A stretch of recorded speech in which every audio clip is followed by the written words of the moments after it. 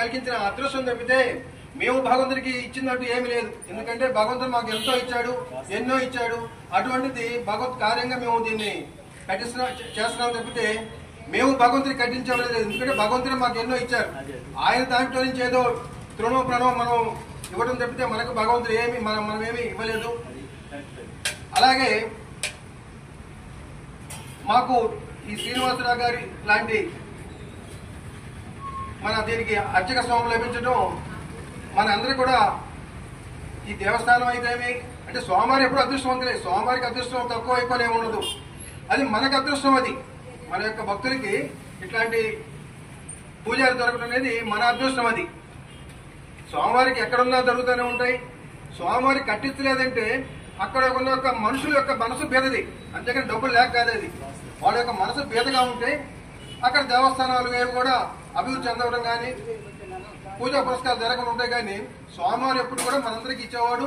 అతను ఎప్పుడు కూడా కోటీశ్వరుడే. ఆయన యొక్క లక్ష్మీవాసుడు కాబట్టి ఆయనకి ఎటువంటి దేనికి కూడా తరువు లేదు. నేను ఈరోజు ఇక్కడికి వచ్చింది ఏంటంటే మీ అందరినీ కూడా ఈనాటి ఈ కార్యక్రమానికి ఇచ్చేస్తే మీ అందరినీ మధ్యాహ్న సమయంలో మా హౌస్ దగ్గర ఇక్కడే హౌస్, మీరందరూ ఆటోలో రండి. ఆటోలో వచ్చేసి మరి ఆటోలో వచ్చేద్దరు. కానీ స్వామివారి ప్రసాదం అందరికీ ఏర్పాటు చేశాం. అందరూ కూడా తప్పక వచ్చేసి మా యొక్క గృహాన్ని కూడా మీరు హనుమత్ భక్తులు అంటే ఎవరు? సాక్షాత్ హనుమతులే. మీరు వేరే వాళ్ళు కాదు. లేచిన కానీ సదా రామనామ స్మరణ చేస్తునే వాళ్ళు ఎవరు కాదు. వీళ్ళే సాక్షాత్ హనుమత్ భక్తులు. మా ఇంట్లో మేము గృహప్రవేశం కాకముందునే స్వామివారికి భోజనాలు ఏర్పాటు చేశాం. గృహప్రవేశం కాలేదు, బిల్డింగ్ కూడా పూర్తి కాలేదు, స్లాబ్లు అయినాయి. అయినా పర్వాలేదు. మన అంతగా నుంచి అదృష్టం లేదు మనకి భక్తులకి. దాంట్లో మన ప్రసాదం ఏర్పాటు చేశామంటే అంతకు మించిన అదృష్టం ఇంకేం గృహప్రవేశం. ఇలా సాక్షాత్ స్వాములే మనందరికి మన ఇంటికి ఒక 25 మంది 30 మంది మన ఇంటికి గృహప్రవేశం అయ్యారు. వాళ్ళే ప్రవేశం అయ్యారు. అంతకు మించి ఇంకేం గృహప్రవేశం కావాలి. అటువంటి ఈ పుణ్య కార్యక్రమం రోజు మీరందరూ కూడా తప్పక మాకు గృహానికి ఇచ్చేసి మా యొక్క గృహాన్ని పాలన చేస్తారని చెప్పేసి చేయాలని చెప్పేసి మనస్ఫూర్తిగా కోరుకుంటూ మరి మన తర్వాత కార్యక్రమాన్ని ప్రారంభించుకుంటున్నాం. జై శ్రీరామ్, జై శ్రీరామ్, జై శ్రీరామ్. మాఘమాసం ఆంజనేయ స్వామి వారి ప్రతి నెల ఇక్కడ వార్షికోత్సవం, జన్మ నక్షత్రం వస్తుంది ప్రతి 27 రోజులకు ఒకసారి. ఈ ప్రారంభంలో సంకల్పం అభిషేకం జరిగేటప్పుడు హనుమాన్ చాలీస జరగాలనేది నా సంకల్పం. కానీ ఇది సామాన్య విషయం కాదు. ఈ భోజనాలు అందరి భక్తులకి అన్ని కూడా కార్యక్రమం జరగాలి. అందువల్ల ఎట్లా చేయాలని అనుకుంటే మన దేవాలయాన్ని జీర్ణోద్ధరణ గావించిన మహానుభావులు, సహృదయులు, దాతలు అయిన శ్రీ శ్రీకాకుళి సాంబశివరావు గారు వారి యొక్క సంకల్పానుసారంగా ఇక్కడ మన స్వామి అంతకుముందు చాలా ఇబ్బందుల్లో ఉంటే తుఫాన్లు వచ్చి వానలు వచ్చి ఇక్కడంతా లోపల మురుగునీళ్ళు వచ్చి చాలా ఇబ్బంది పడుతున్నప్పుడు వారు స్వచ్ఛందంగా ముందుకొచ్చి దేవాలయ నిర్మాణం గావించిన మహానుభావులు. ఇట్లాంటివి శాశ్వతంగా మనకి ఇట్లాంటివి ఇచ్చేది. మనం ఎంతో ఖర్చు పెడుతుంటాం మనం. కానీ వాళ్ళ 10 మంది భక్తులు ఎప్పుడు ఇక్కడ స్వామి సేవలో పాల్గొంటుంటారు. ప్రసాద వితరణ ఒంగోలు పట్టణంలో ఎక్కడ కూడా ఈ విధంగా జరగదు. అలాగే నామం ఇక్కడ రామనామం ఎంత జరుగుతుందో అలాగే ఉదయం పూట భగవంతుడి నామం పైన మైకులో వస్తూ ఉంటుంది. స్వామి ఎత్ర ఎత్ర రఘునాథ కీర్తనం అని ఆయనకి రామనామం అంటే అతి ఇష్టం.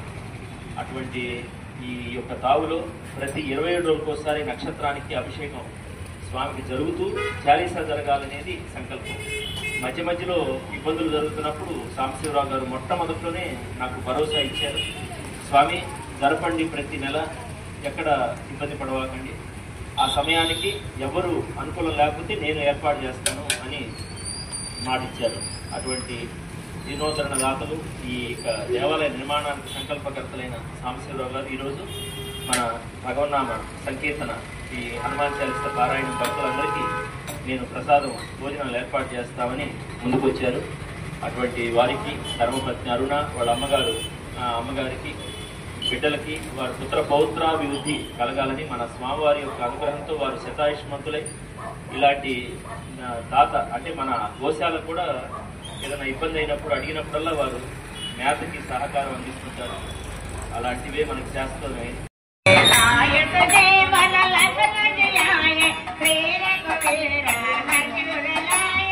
रघुपति के बाहुत बढ़ाए कहाँ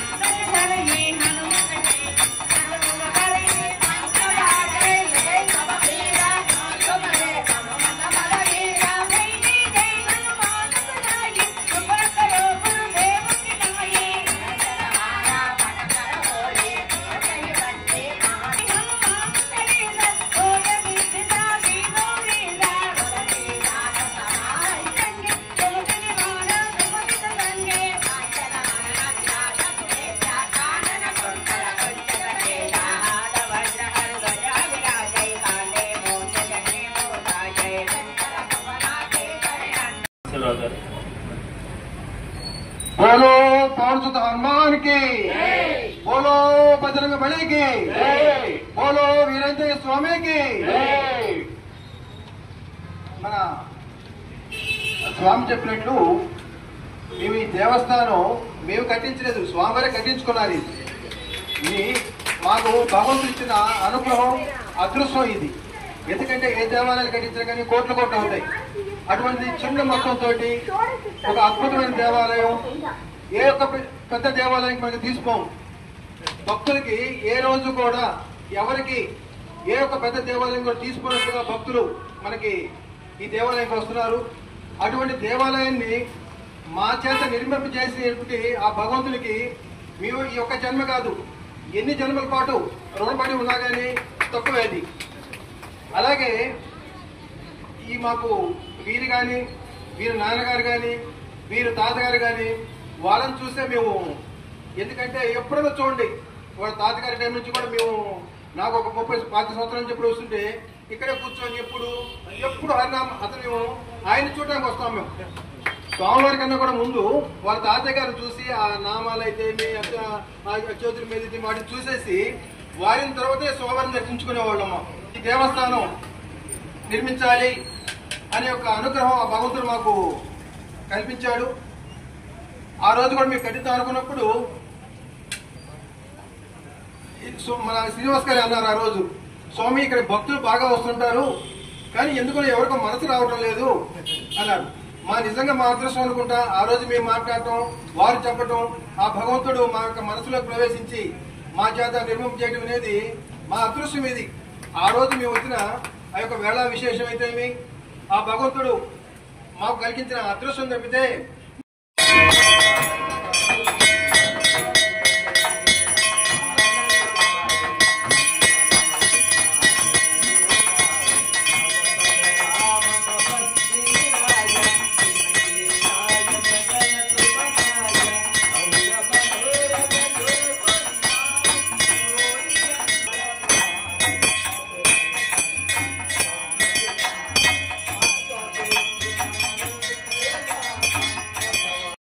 महावीर विप्रंतयनकी सुमतिवार सुमतिके संगी चंदनवरनम आदवज्रादि ध्वजादिराजै कांते जगते सुताजै दंडरत्ननामे विद्यावान नाम काज जगते वासुदेव करे प्रभु